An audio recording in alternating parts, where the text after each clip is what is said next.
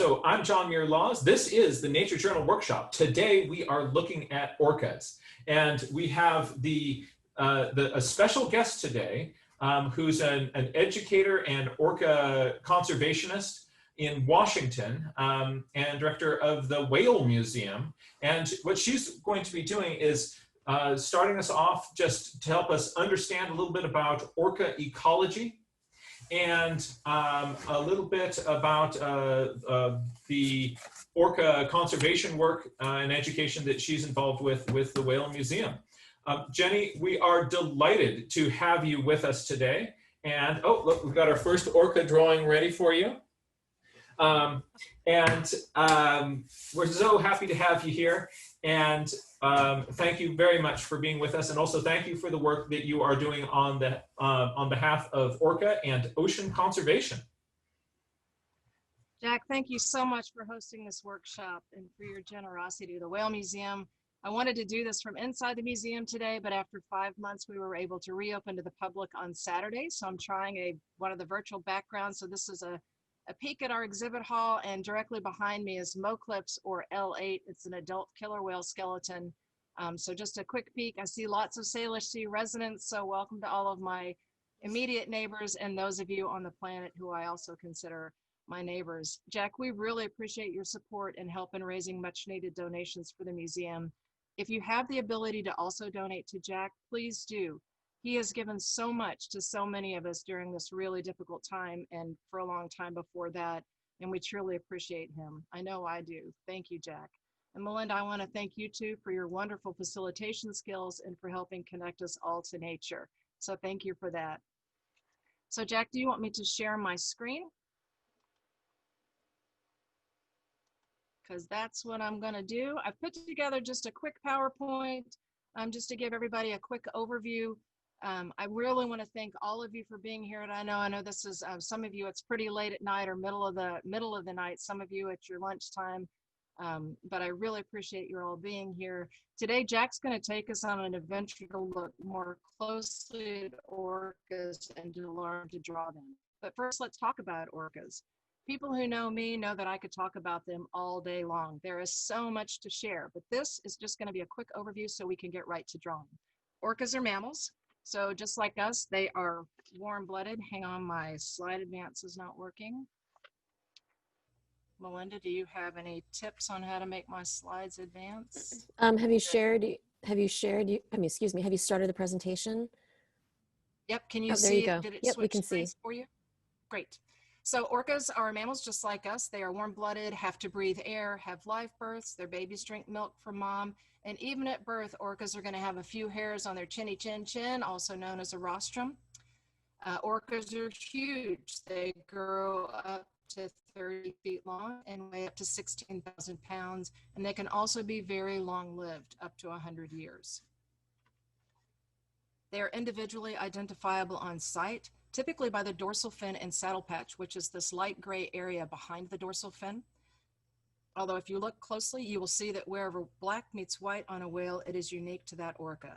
Some orcas even have a freckle or two, or maybe a beauty mark. Orcas are such a joy to watch. They can be very dynamic in their behaviors, including full body breaches, spy hopping, tail slapping, and porpoising. It is equally lovely to watch a group resting when they're slowly traveling and surfacing to breathe. Just want to point out that this orca in this bottom picture here, she's over 70 years old in that image. So all their lives, they're very charismatic and so fun to watch.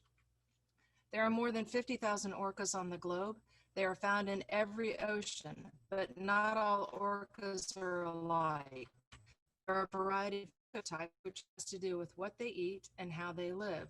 For example, orcas are prey specialists. Some fish, some hunt. There are 3 ecotypes of orcas in the Pacific Northwest, and we're going to focus in this one up in here in the corner, which is known as the resident killer whale. Specifically, we're going to talk about an endangered population known as the Southern Resident Community of Orcas. You may have first met them in Free Willy movies. More recently, a very sad occasion gained international attention when Tahlequah, also her alphanumeric is J35, she carried her deceased calf for 17 days. But on a happier note, researchers have reported that she is very pregnant. So fingers crossed for both mom and baby. The southern residents are a distinct population. A close society, they only breed within their community, have a common language and shared culture. Researchers were able to prove this, which is what led to being able to list this population as endangered in both the United States and Canada. There are 3 pods, J, K, and L, with only 72 members remaining. All of these orcas have been individually identified. Each has a scientific designation, or alphanumeric, as well as a common name, which is given to them through the Whale Museum's Orca Adoption Program. There are 3 main types of saddle patches in the southern resident community: closed, open, and a finger. So you see how that kind of pokes off? We call that a finger. And these saddle patches are unique to every animal, and they're different on each side. So they are as unique as our fingerprints. So to really know an orca's ID, you have to see the right side and the left side. Southern residents are matriarchal and stay with their moms all their lives. We suspect mom is in charge. So you might see these great big male orcas, but they're going to travel with mom, and we think of them as mama boys. Their lifespans are similar to ours. Their range is extensive as far as Southeast Alaska and as far south as Monterey in California. And they use the inland waters of British Columbia and Washington State extensively. And just want to point out the Whale Museum's located right about here in the middle of the Salish Sea. They have a common language, which has 3 dialects, so much like our own languages. For example, in American English, we have accents, including, you might hear mine, the Texas twang. And in Boston, where we have soft R's like pak to ka, we're able to understand each other, but we have a different way of saying things, either with accents or sounds or different phrasing. So it's just a matter of tuning your ears. So let's just briefly listen to the southern residents. J-Pod does not have a nickname, but this is what their most known call sounds like.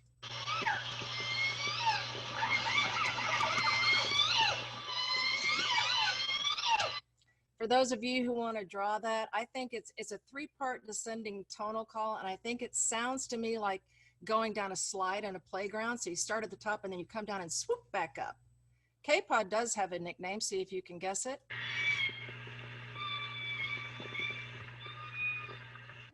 They're nicknamed the Kittens. L-Pod also has a nickname. They're nicknamed the Birds. So those of you who are sketching might want to draw little birds and kitties on your page today. They have cultural behaviors like the greeting ceremony, and that's that 2 pods will greet one another after they've been separated for a period of time. They also have fads. One favorite is kelping. This is where they'll swim through bull kelp and carry it around on their flukes or their fins, almost waving it like a scarf. But there are historic reasons, most notably the capture era, which led to their decline. There are current threats that are significant, including shortage of salmon, vessel disturbance, which includes sound, presence of vessels, and emissions from vessels, as well as polluted waters. Plastic is a big one. Remember to cut the loop. Never throw away a circle of plastic. It's super damaging to nature. Both of the United States and Canada have recovery plans. Those agencies and many other organizations are conducting research and implementing actions to aid the orcas in their recovery, but they are still struggling, and you can help. No matter where you live, all ecosystems connect. It's one planet. This is our shared home. Reduce, reuse, recycle. Help clean up waterways and restore shoreline habitat. Share what you learn with others through words and pictures. You can even symbolically adopt an orca through the Whale Museum from anywhere in the world. You'll get to know an orca in this community and also help the museum continue its research and education efforts. I thank you all so much for being here today. The Whale Museum can be found at www.whalemuseum.org. Now it's time to draw. Take it away, Jack. Thank you so much. I really appreciate your, oh, well, now we don't need the orca drawing class anymore. We've got it. Thank you, Jenny. So what I'm going to do is here, I'm going to pin my screen. I'm going to be teaching a little bit about orca anatomy and drawing techniques that will help you get these incredible critters onto your paper. And what we're originally going to be, so unless you are underwater, you're not going to be seeing the whole orca, or it's jumped all the way out of the water, in which case you're only seeing it for like, it's an orca, all right? And you're so excited to see an orca jumping that you're probably not going to love the saddle patch. Is kind of going like that. So what we're going to do is we're going to be looking at the whole orca and then taking a look at some different views that you get of them, where you'll just see part of the critter above or below the water, and how to draw that in the real views that you're going to see of orca in the field. All right, and we're going to start with just getting the general body shape, and then we're going to superimpose on top of that the stripes and patterns and details that make the sea panda such a special and beautiful creature. So here we go. We are going to share a screen with you.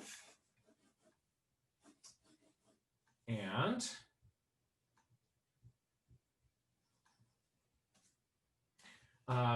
again, thank you folks so much for joining us for this workshop here. I'm delighted to be partnering with the Whale Museum, and they've sent me lots of very useful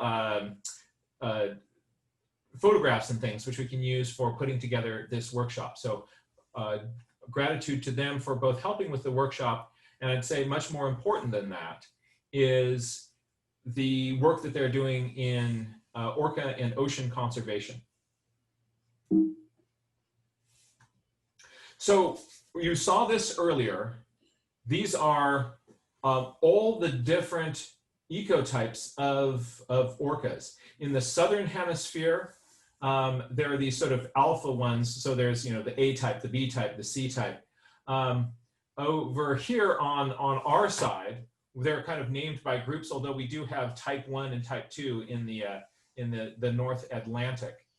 But you see that the patterns are generally similar across them, but not all orcas are orcas. So, not all orcas are the ones that you're going to be seeing doing a specific behavior in a specific place. So you actually do want to pay attention to some of the differences in their patterns. If you are drawing a generic orca, you might be showing a fish-eating orca doing a behavior, say going after a seal, and not all of them are the same. So you see that some of them have really big eye oval patches. Some of them, those are really, really small. On some populations, the saddle patch is bold, and on other populations, the saddle patch is much more indistinct. Also, some of them have this thing called the dorsal cape. And look at this. So on these ones right in here, you can see in addition to that saddle patch, forward of the saddle patch, there's a dark zone that goes up over the head and connects into the face. So you don't see that on most of our critters, of the ones which you're going to be find around the Whale Museum, but you will find this on some orcas. Also, some orcas have a much sort of paler appearance. I understand that part of that is diatoms that are actually on their skin, but there are differences in everything from the patterns that you see to the shape of the fins. So there are some distinctive fin shapes that you'll find in different populations. So when you're drawing an orca, you are drawing a critter that is in a specific place, So that's, as nature journalers, one of the things that we really enjoy is paying attention to details that connect us with what is nuanced and special about the place that we are. So we're going to be learning how to take a really close look at these details and be able to get those into our drawings. This is an incredibly useful diagram showing variation in these orca patterns. And what we can do is we can just kind of go across them, and you can very quickly kind of get a sense like, oh, two things. One is there's a lot of variation, and also there's a lot of wiggle room. So if you're drawing your orca and you made that line squiggle over there, that could be possible on an orca. And so they don't have to look exactly like the one that you're doing in the photograph. So you've got some wiggle room, some leeway with your drawings, but just realize that when you are putting in these marks, you are drawing the patterns on a specific individual orca, on an individual orca. And so it's just like the cheek patterns of the spots in the cheetah, where each cheetah has its own fingerprint of cheek spots. The same thing is going on with the orca. So look at, so the eye patch, you want to look at, is it straight or is it tilted up? Right? So what is the angle of that eye patch? What is the shape of that, or I guess they're calling it the post-ocular patch, the shape of that patch behind the eye, right? Is it a big oval? Is it a teardrop? Is it distinct on one side and faint on the other? Does it have a ragged edge? Or is it smooth all the way around? So all of that is variation that you can see. You're going to see also the saddle patch is a big swoop forward from the back to a swoop forward. All right. So there's a big swoop forward on that saddle patch. And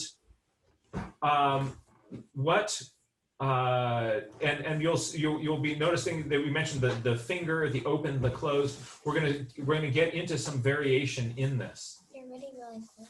On the bellies of these, there are also very distinctive patterns. So whether the black suit on either side, if those, how close they are coming together, whether they are wobbly at the bottoms, whether they are, what the top edge of them looks like. So you see that there's variation in all these in these different points. The idea is that where black meets white, you can find this variation. Here's another cool mark. Right below the eye, there is often a little bump that sticks down into the white, a little bump of black. And so that can be different sizes and have different nuances on different individuals.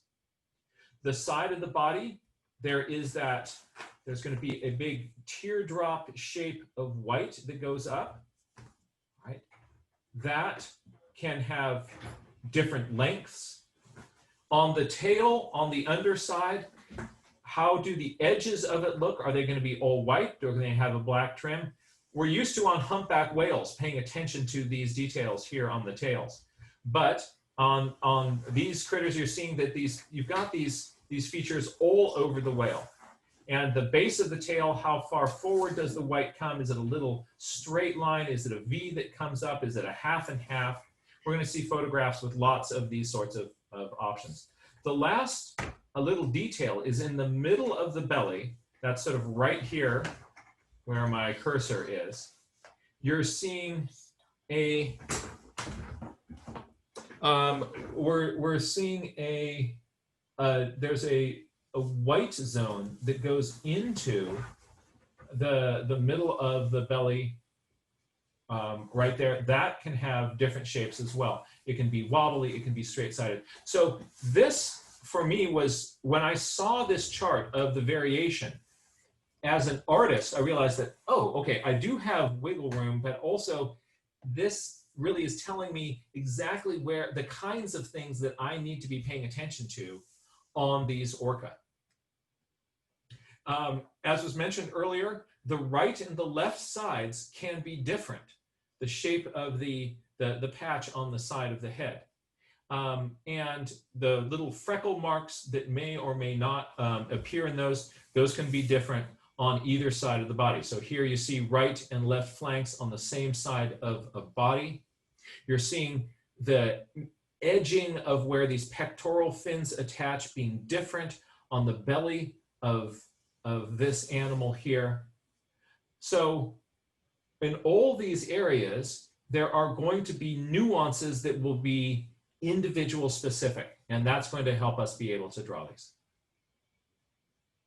Right. So now let's think about male-female differences. So males, the body is big overall, females smaller overall, and look at the shape of those dorsal fins. Look at the shape of those dorsal fins and see how those are different. So the female has much more of this kind of shark fin looking thing going on. And sort of where we kind of this sort of clear comma shape. And the males have a much longer and straight-sided dorsal fin. Also, the shape of the tips of those dorsal fins can be different within different, different groups, different ecotypes of the orca. So this gives us a little bit of the variation with these. What we're going to do now is take a look at drawing the body of one of these and putting these patterns together on them, all right? So what I'm going to suggest you do for drawing these, actually I'm going to jump back here.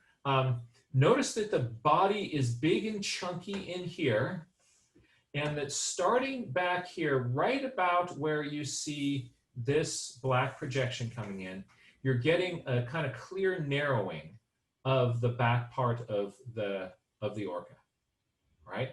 So bigger in front, then you're narrowing that back behind. You see that really clearly here, bigger in front, and back here, we're narrowing. So if I am drawing this one, here's my bigger in front zone, right back here where we're going underwater, that's where we're starting to kind of get our narrowing in.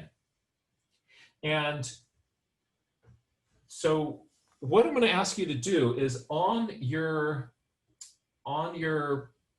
piece of paper, we're going to start by blocking in the general shape of the body. And I'm going to do a little demo in just a moment. Oh, that's not what I wanted to do. I wanted to do this.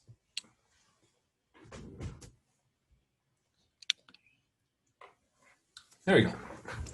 All right. What I want to do is to think of the body as a big oval. All right. And that oval is going to attach into a narrower tail at one end. So I'm going to have the big body, and that's going to go into the narrow tail.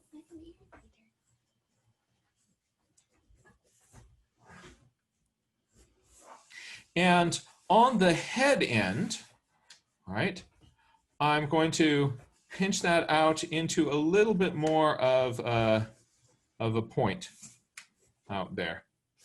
Move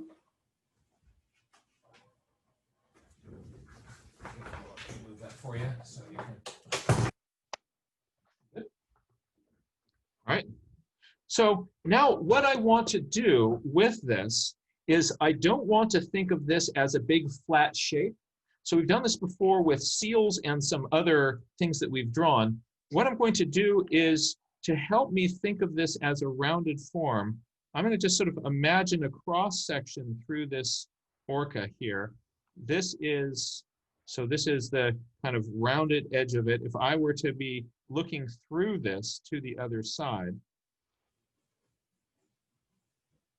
and I'm going to draw a little bit more heavily on the side that is closer to me. So I'm just going to draw some ovals in here in the body to help me really kind of visualize that there's a far side, there's a close side, and this side that is near me is wrapping around an object instead of being flat. All right. So I'm going to my general orca shape. I've got my orca. Put a little tail on that. Give it a little bit of more of a snout. And we'll be refining some of those shapes. And I can also have think of these curved shapes coming this way. If this thing is coming towards me, I'm going to see.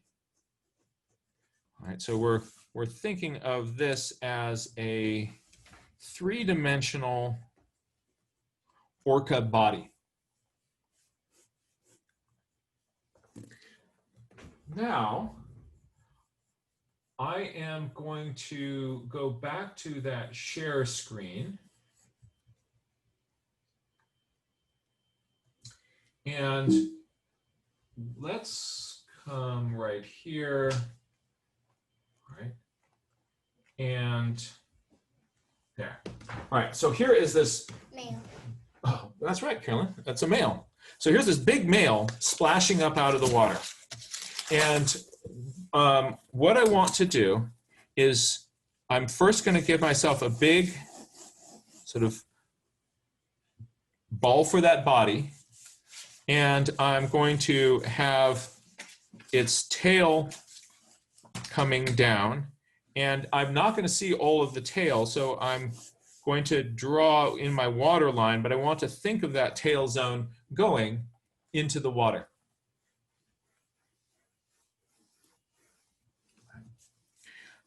I'm going to come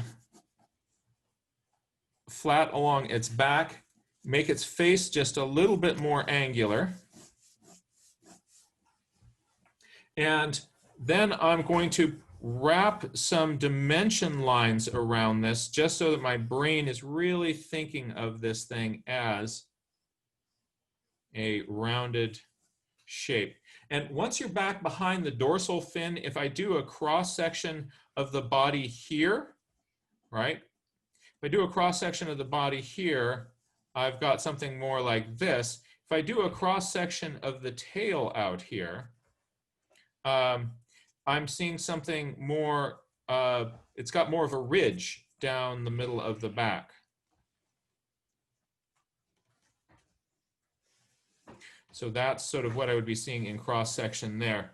That sort of center ridge will be kind of helpful for me to think about a little bit later at some different angles. So here's my general shape of the body coming out.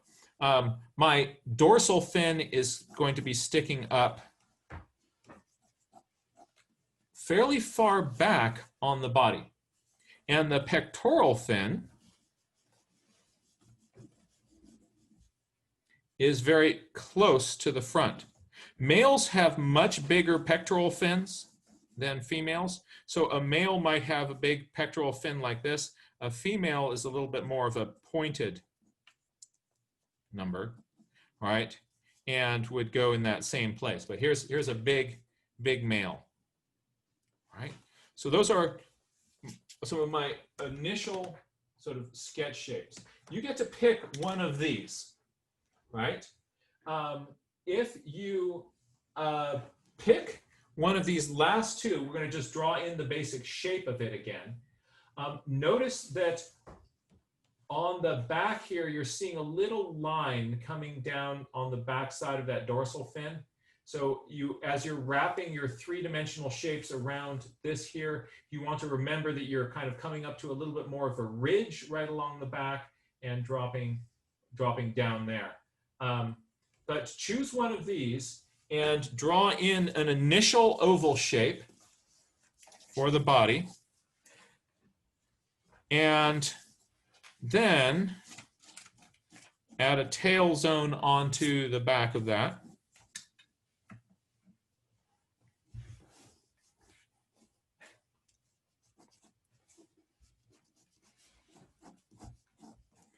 Turn your kind of, so you're getting, so your initial thing is, it's a shape that sort of looks like a tadpole.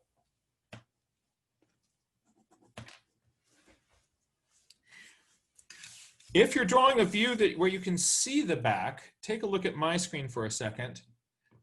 Draw in where the center line of that back would go. So if I'm drawing that middle one, its center line kind of comes up through the middle here and over like that. That center line is going to help me be able to get that, to place my dorsal fin and elements like that.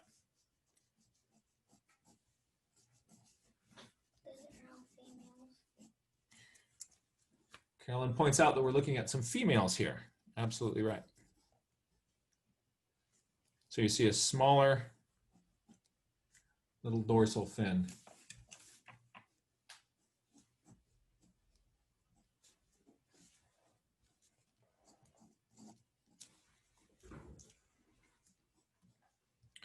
So initially, we're not worried about those patterns. We're just trying to get a whaley shape. And we're training ourselves to think of that as a three-dimensional form. One last one. So here's this sort of big banana thing. On this one, all right, give yourself a big oval for the body. Attach that to a stalk of a tail. Pull that up into a little bit more of a cone on the head. And in this drawing here, I'm going to see if I can annotate this. What I want to do is to pay attention to the center line of the body here. So a line coming down right here, going through this.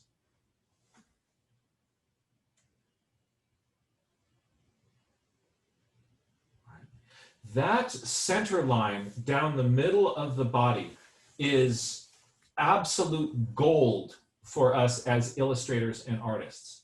We always want to be looking for these lines of symmetry on where is this critter sort of the same on each side.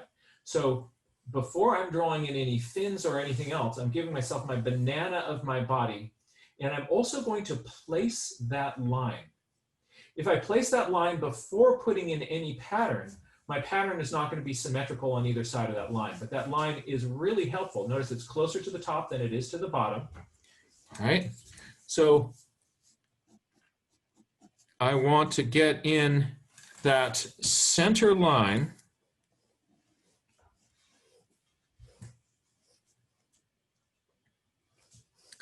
And paired across that on either side are going to be your fins and your flukes.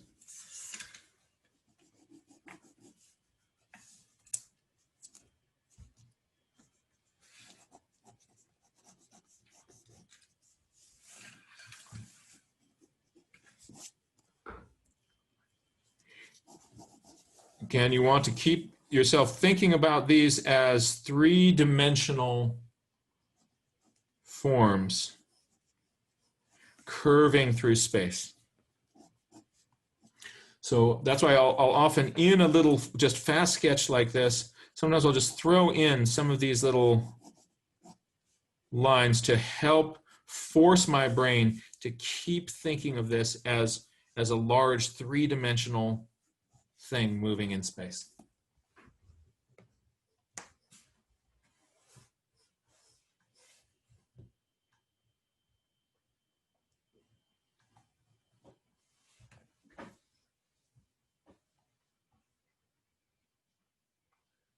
Now, I have to, how do I get my, there's my footing. Got to get rid of that little annotation line, don't I? There we go. All right. So now I want you just to look at this thing and see if your brain can visualize the big basic shapes.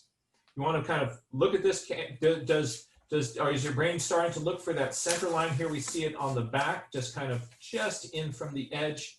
All right. Or is your brain kind of wrapping around the sides of this thing? All right. If so, you're starting to train yourself to think in just the right ways. That's going to be our basic body form. Now we're going to get a little bit more nuanced with that.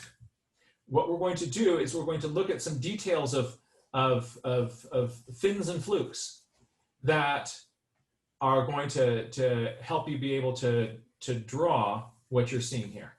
All right, so let's just start with the head. All right, if you look here on the head, there is a bulbous part that comes out like this, and then when you get just to the tip of the rostrum, you see that little inflection in there? It's a little bit subtle, but there's a little bit of a dip right in there, almost like you've got some lips.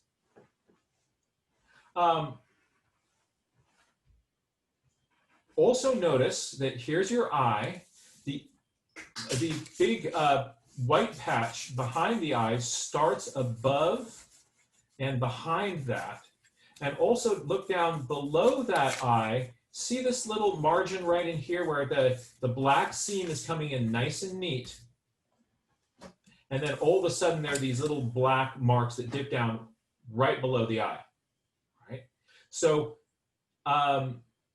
those are some head features and details that are really nice to pay attention to. Let's take a look at what's going on with this bump up here. All right, here you can see that from the side.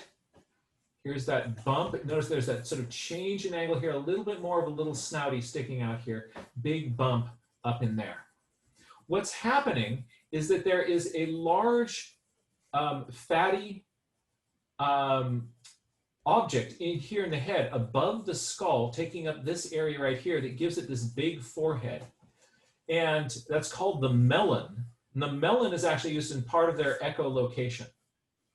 The mouth here comes up to where the eye is. There's that little divot and some kind of changes in just the texture of that line. So this area is going to be an area where you get nuance on the individual. The mouth line comes up to that spot and then down to wrap around the front pectoral fin.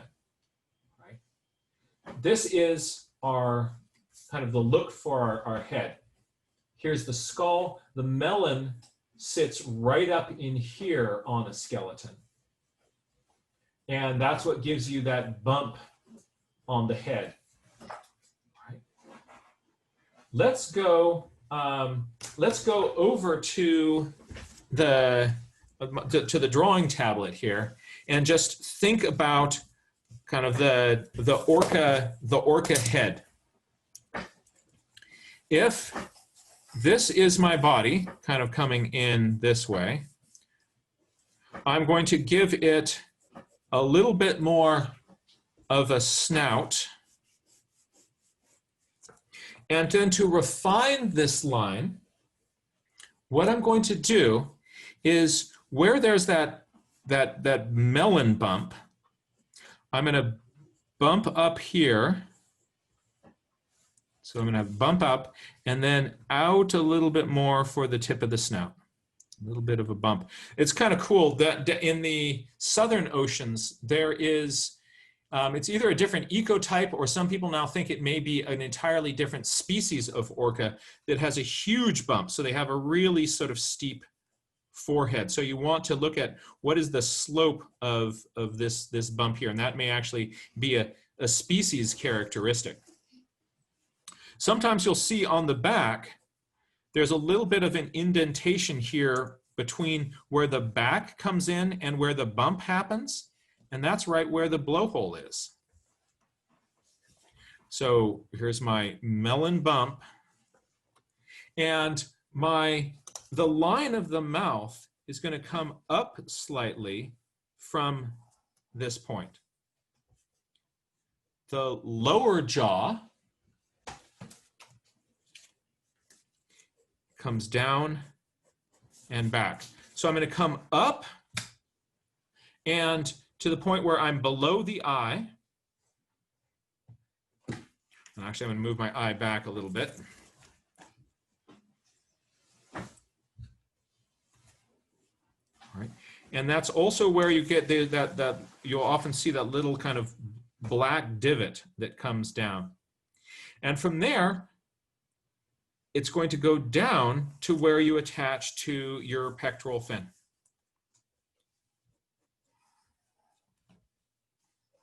So up and down to there, and that gives you this big white chin.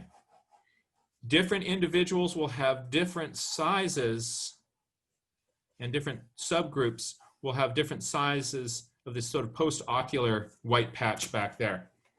So style points for the head, the bump of the melon, a little bit of a rostrum, the mouth comes up, there's that little black bump that sticks down, and then you get to come down to wrap around the front of that pectoral fin.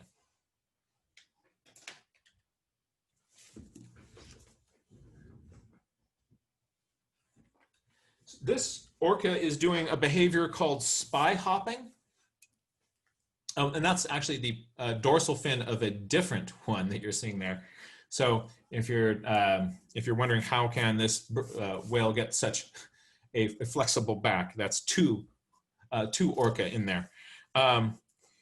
And this is a really cool behavioral. They'll do this when they want to look around. If they're trying to look onto an ice floe, they will spy hop up next to it. Just give yourself a little quick sketch here of that spy hopping behavior. Sort of think of your drawing as a three-dimensional thing. Your mouth comes up and back down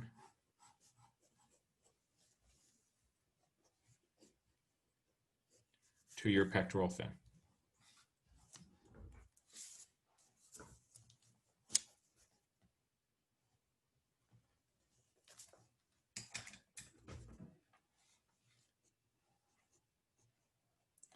When you're drawing the water in around the edges of this whale, I'm going to actually jump out of this mode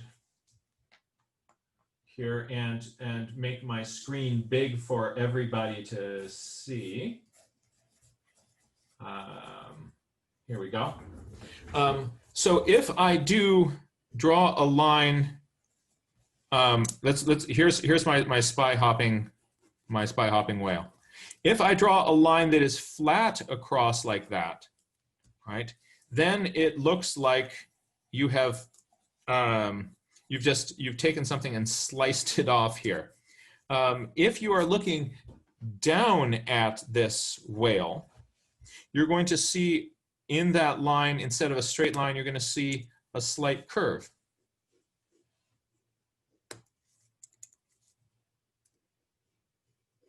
All right, so I want to think of this as a slight curve, but now you put this whale in choppy water, and instead of it being a nice little neat line, like the orca is not coming up out of a lake, it's coming out of the ocean here. So what you can do is you can have the water, you get to sort of make your own little sort of peaks on it, where that water sort of splashes against the side of it.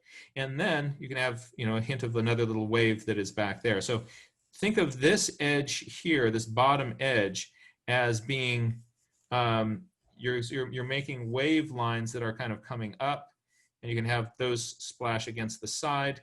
You want to avoid a line that makes this symbol of water, the hook, the hook, the hook, the hook, the hook, the hook, that you don't want in there. But a few places where, so some differently sized little bumps coming up, that will give you the sense of choppy ocean water splashing up around the side of that whale, of that orca.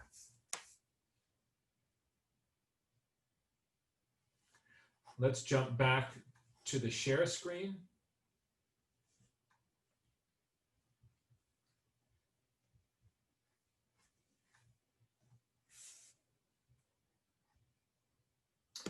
Let's take a look at these fins, these pectoral fins.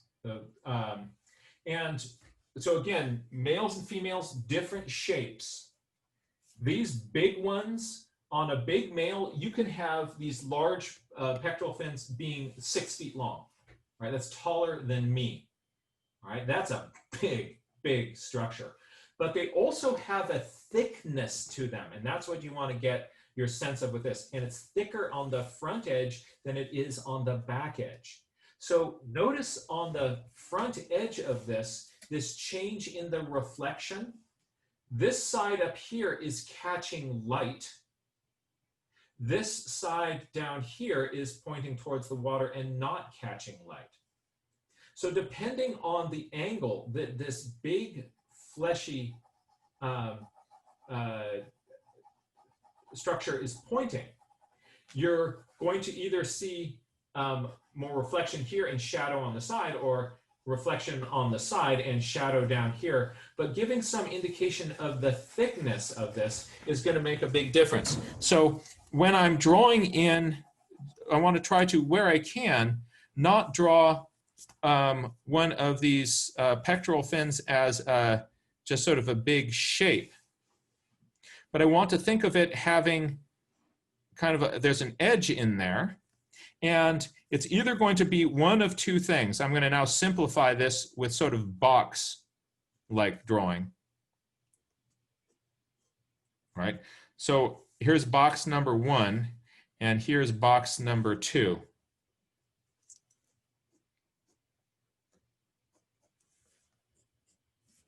Right? I'm either going to see a shadow on the edge and this side catching light, or I'm going to see a shadow on this surface and the edge is catching light. Right? But if I have a change in the shadow right at, I'm going to look for, can I see a change in the shadow on the edge of this? And that is going to do a lot to kind of flesh my fin out. So if this, for instance, were coming around here and there were more of a shadow in this area, right, then that gives this thickness.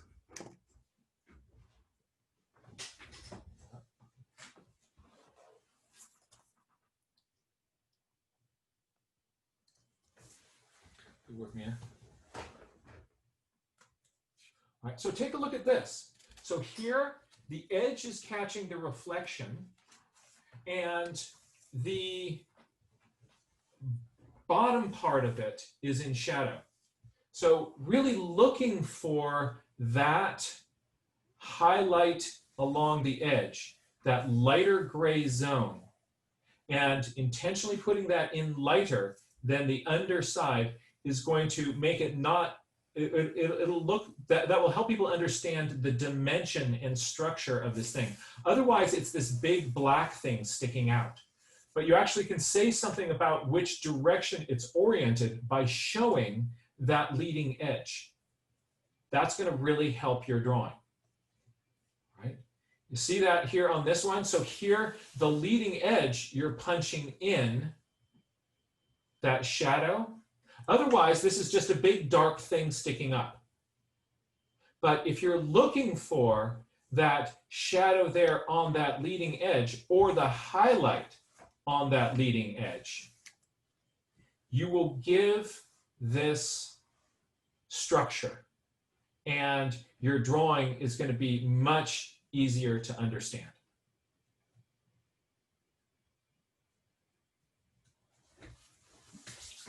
And now, ladies and gentlemen, the moment you've been waiting for, the dorsal fin.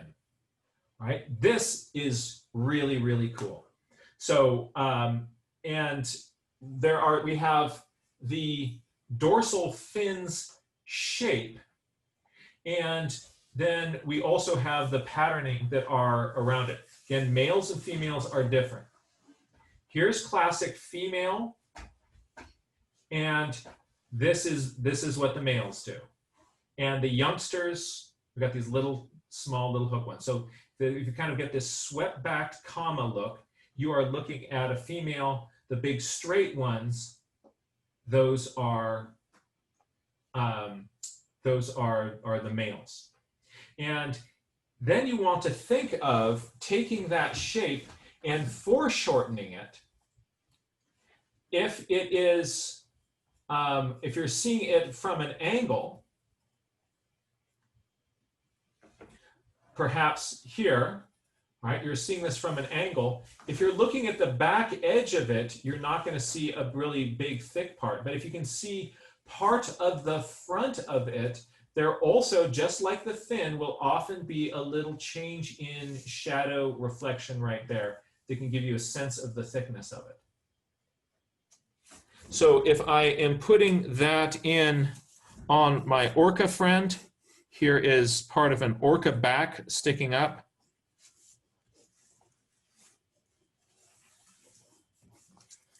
And I'm going to make this one a female. And I want to look at what is the curve on the front edge of it, and then what is the curve on the back. It helps to look at both of those as negative shapes. If I can see, if I can have a little bit of a shadow edge right in there, that means that's going to help people sort of see that, oh, this is a thicker structure, and this surface here is getting more light. This surface, we're coming around a corner here. The shadow on that edge shows that the plane has made a change. The plane here, you're looking at the front plane of it. I could just as well draw this the other way, right, where the front plane of it is catching some light, and the body of this is in shadow, right?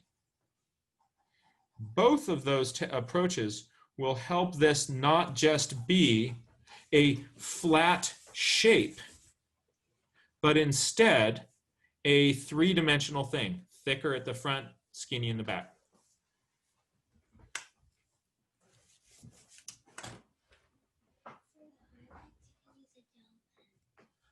That's a good idea.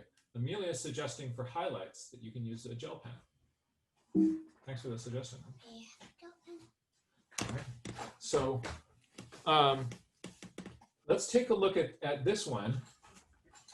Here, what I want you to do is just draw in a little arch for that back of the thing sticking up out of the water. All right. For the water, have one line that comes past it that's going to intersect with another line. And on the back of that, for the dorsal fin, first just lightly block in the overall shape of it, this big triangle sticking up, and then look at it in terms of negative shapes. Here is, oh yeah, thank you, so nice of you to share that. Here is, this one comes up straighter on the back, and then it tilts forward. Right. How pointy is it at the top? And then it's going to come down and swoop out. So looking at these as negative shapes, like this one comes up straighter and then comes off at an angle. So I'm getting those changes in angle.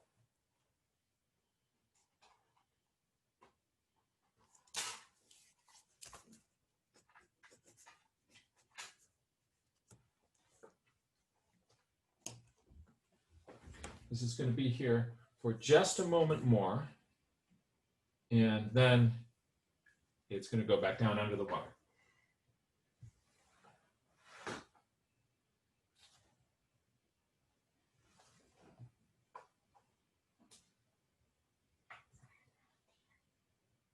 Here's some of that kelping we saw earlier. Heard about earlier. That's really cool. That's delightful. That's something that they just love to do.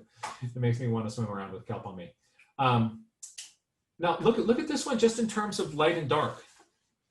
Remember, sort of as artists, the way you show changes in planes, now a plane is the direction that an individual surface is pointing, is with value changes. Value changes. So look at this. This far side that is facing towards the light here. This side here that is facing away from the light, medium value, right? This area out here that again is facing out that direction and in the front, you're seeing that light come across. And here, this whole vertical plane is blocked from the light even more and is jet black. So you see how on this, as you go around from one plane to another plane to another plane, you're changing your values. So if you draw something and to you it looks like just this big flat mass, start to look for the values in it. Can you use values to indicate how these different surfaces how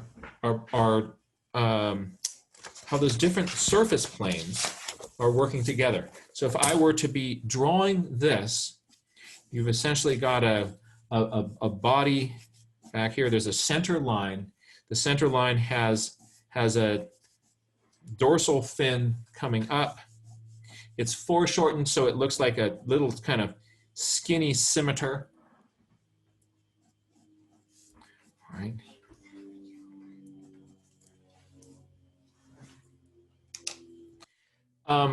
The back of it comes down here. You're seeing the far side here. And then you're seeing the front of the animal here. And then you have water that sloshes up and around the sides of this. So your value zones are number 1, that's your darkest. You have number 2, this area in here. That's going to be medium. And then number 3, these areas out here, those values are carving the animal in space for you. So those are very valuable things to look for. All right, we're going to do this one last one. So pick a fin and draw it. See what you can do. Are there any things you can do on your drawing to help get a sense of the thickness of this and of changing planes? What will you do? All right. You're going to have 1 minute to play with this view.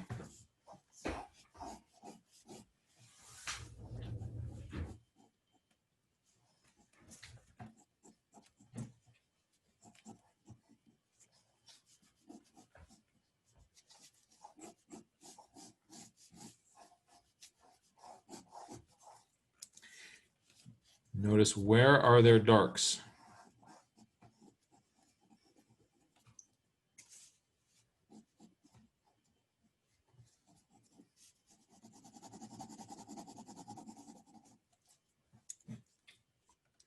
Where are there mid values?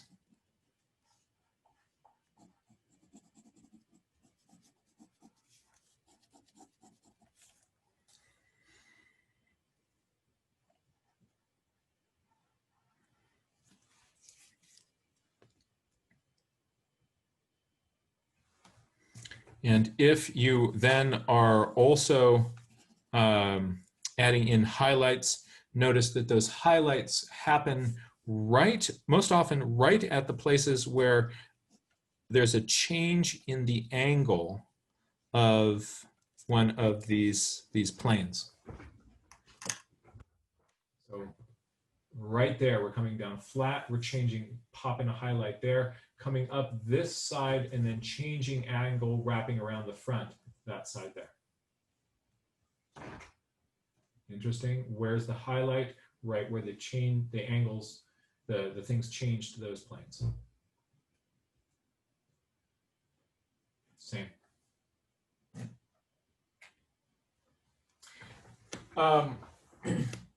So now what I want to do is to start to look at that saddle patch. When we look at it from the above, there's this, Amelia's pointing out they're chasing this little salmon here, row. There's this beautiful heart pattern, right? So notice that the black goes down the middle, right? And there's this beautiful little heart or swallowtail butterfly riding on the back of the orca. Just lovely little pattern there, right? When we look at that, and here's one with what they call the closed pattern. So open with the big white spot, closed has black going into that. And here you can also see the asymmetry of it. So this one has a little hook on this side, a big blotch going into this side.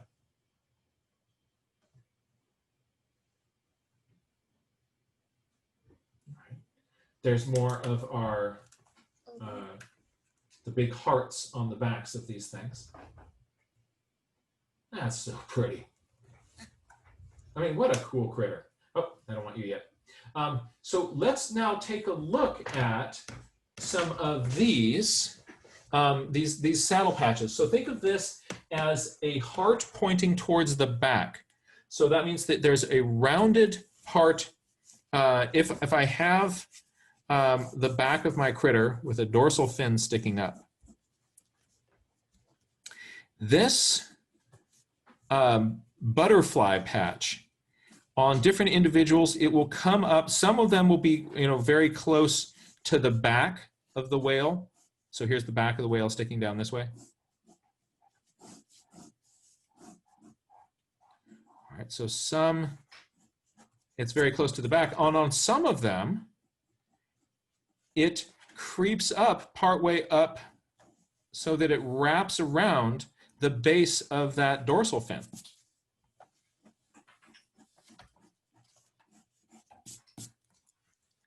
And then you think on the saddle patch, there's two things to look for. One is the closed or the finger. So the finger is we're just sort of starting to make our closed mark in here, all right? Or we're making a big closed mark in here.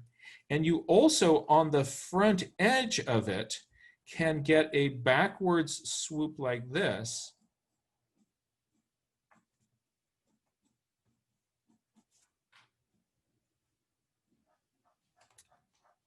So those are all variations you can get on that saddle patch. So is it, you want to think of, is it starting from the back?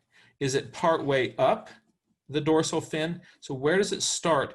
Is it going to, the front edge going to be the big swoop back, or is it going to have this hook that comes in?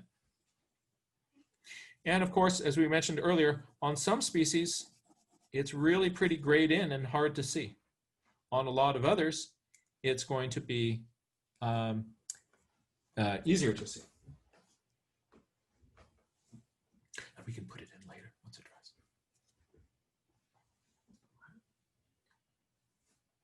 So let's do this with this little drawing here. What I'd like you to do is just give yourself a quick line drawing of the back of this orca and block in the shape of what you're seeing here with that saddle patch. But as you put in the saddle patch, what I want you to really intentionally do is think of it not just as a continuous line going around here, is to think of it as a series of straight lines. And notice where those lines change. Each place that saddle patch changes direction is a separate decision.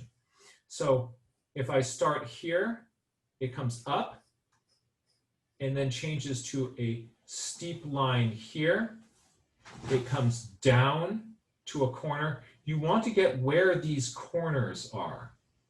So if there are places where the, overall you can kind of put this in as a rounded shape. But if you are really looking for it, you'll see that there are real corners on this, and you want to carve that shape. So looking for those corners, that really, and kind of initially overemphasizing it as an angular shape will help you kind of get those in.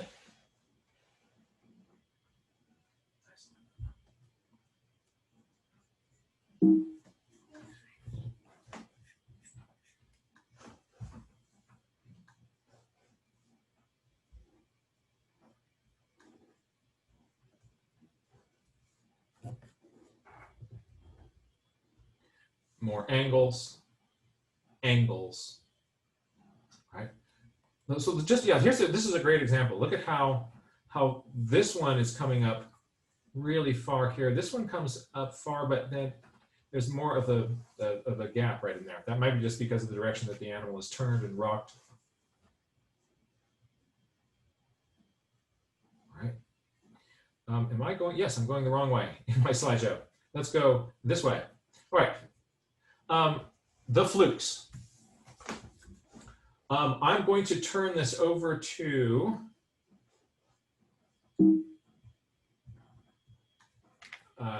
my major screen again. All right. So just a little bit more for you. So I have here my little fluke. All right. Well, this is kind of interesting. You know, if you kind of look biology, if you know, whales, their tails are oriented side to side. On fish, they are up and down, right? Going like this. Whales, it's side to side, doing this. And it's kind of interesting. Do you know what? Do you know why that is? That the whale tails go like that? Yeah, it's just a fluke. All right, so one of the disadvantages of the Zoom meeting is that when you make a bad pun and nobody smiles, it just kills you. But so here we go. What you're going to get is very often, you're going to see on a bunch of these slides that the tips of these can be slightly turned down like that. So if I'm looking at it from this view or this view, I see this heart. But if you look at it from the side, see that little wing, right? Notice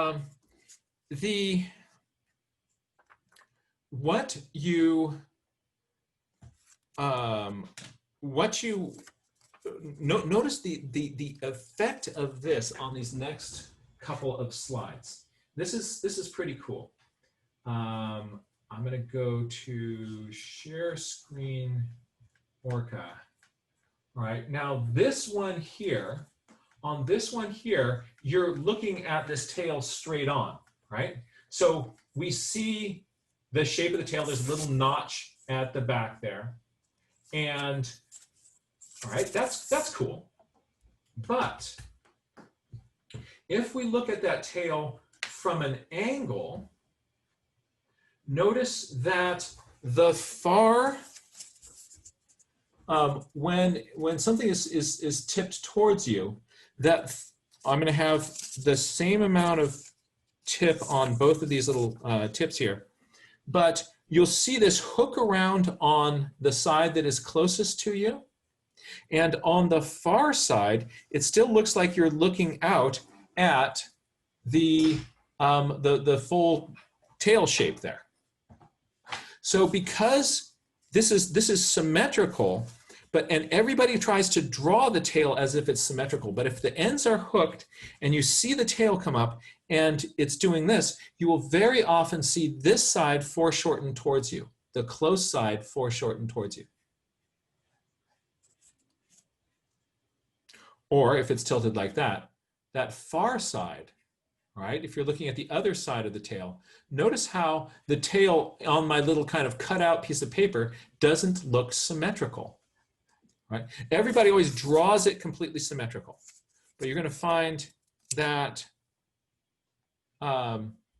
that's not what you see because of the little flip down on the tails here. So here you're looking at the tail one side sideways, side on,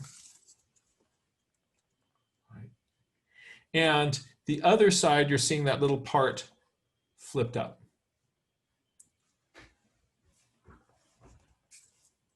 As we mentioned earlier, you're going to get different patterns around the base of the tail. How far up on the body the white comes is going to be different on different individuals, and whether there is a black edge or black front or spots in on the tail surface, that just like on a humpback whale, that's a really important place to look for individual variation.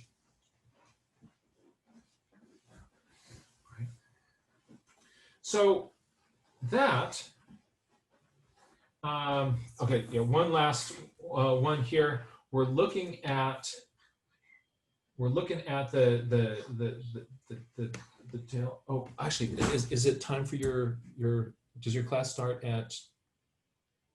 I think it's time for you guys to get back to class. I'll give you a catch-up lesson on what we missed here. But I think it's time for you guys to go back. This is our second official day of school, and we're trying to figure out how to do learning at home with this. I love the notes that you folks took here. But school's over for me. Oh, school's over for you? And is it over for you, Caroline? You're not sure? Why don't you go? It is? What? It is? Okay, well, then you guys can stick around. All right, so sorry, everybody, a little side note there as I'm working out home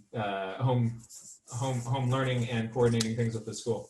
So let's look at this tail, because again, it's the go-to thing for everybody to draw is a tail that sticks up, right?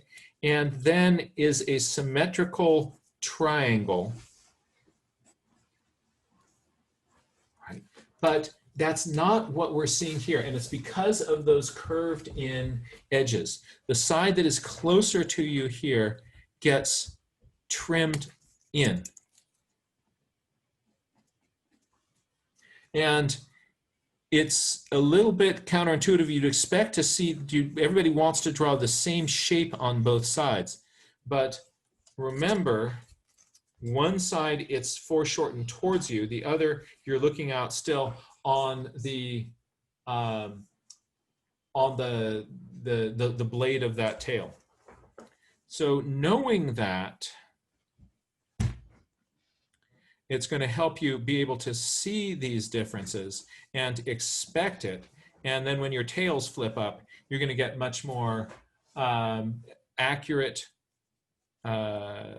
drawings of what you see.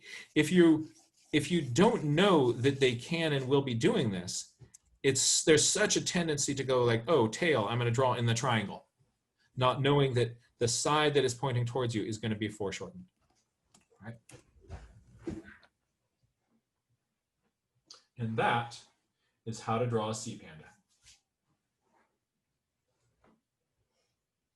So, Hey, Jack. yes. Just before we head out, there was a quick request if you could just do a little bit on drawing an eye for an orca. So in these drawings, look at how they handled the eye. Nothing really going on there, right? There's a little bit of a darker smudge that you can see there if you really, really look. But now let's look at, let's look at some real orcas. Look at the eye over here. I'm seeing a little indentation here. On this one, oh yeah. Okay, no eye. On this one, no eye.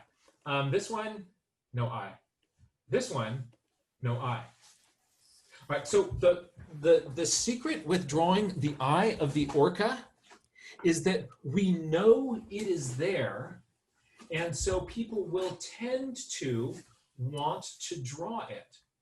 But if you draw it in, yeah. Do you want to say that? Do you want to explain that to folks? It looks like a cartoon. Yeah. So, and why does it look like a cartoon then? Because you don't know what it looks like. Yeah. When you're looking at the real thing, you can't see it, but you know it's there. And so when you're drawing the part that should be there. Right? Thank you guys for joining me.